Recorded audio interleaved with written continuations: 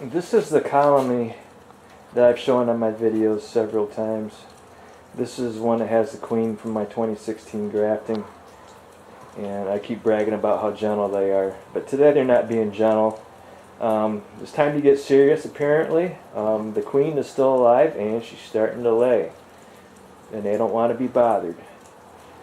So it was important for me to know if she's still there and if she's laying. I keep detailed notes whenever I get a chance to check. Of the 20 queens from Foley's last summer that produced colonies, I only have 12 left, and half of them have less than 50 workers. And when I do my notes here, R represents Russian queen, Italian is I. See, I go down through here, and I've got some Italian queens from packages that aren't doing so well either. And then you may want to ask me, well, this is my queen here, how come they're so small? Well, this is what happened. If you haven't been following my videos, I had a lot of bees die last winter, and I thought I was going to switch to Russian. So what I did was my queens that survived last winter did really well last summer, but I went ahead and I took them out of the hives and I put them in nukes. And they've been in a nuke ever since August. I wanted to slow them down. I wanted to make sure they still had eggs the following year. You know, kind of like chickens. If chickens keep laying, they're going to run out of eggs sooner.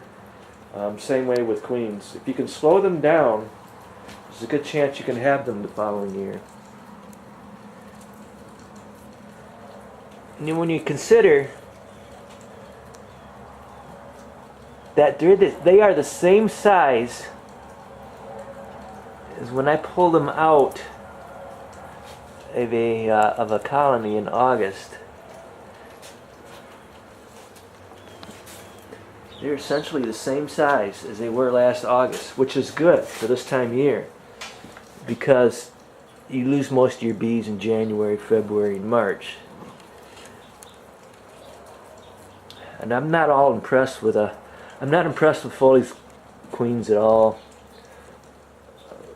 They had same trouble with mites as Italians. And I had somebody give me a comment about the sugar's not the best thing to get queens laying. What a moron. The sugar's here to keep them from eating the honey during the winter. The honey's there for the spring. You want them to use the honey for the brood.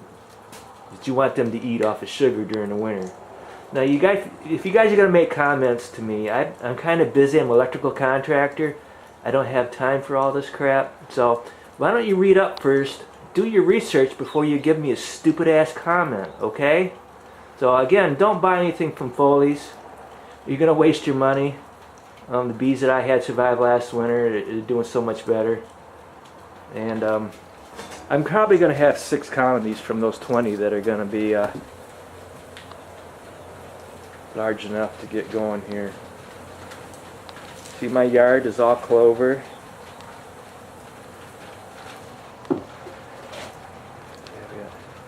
And with this system I've got here, I can do hive inspections all winter long. And when it's warm, I just open the doors up and the bees will fly out and they will go back into the hive when I'm all done. You know, and I use these insulated fillers here. And then what they need right now is they need heat. They need to stay warm. So, you know, I just turn up the heat a little bit in here. And even if they're down to 50, there's quite a few of them that aren't laying yet, and I'm hoping they'll just start laying. You know, if you can get them to start laying, you could probably save the colony, because I don't want to pull anything out of other colonies right now because they're all just getting started. So anyway, don't waste your time giving me stupid comments because I'm getting kind of busy right now. So do your research first before you make a stupid ass comment to me, okay? Thank you.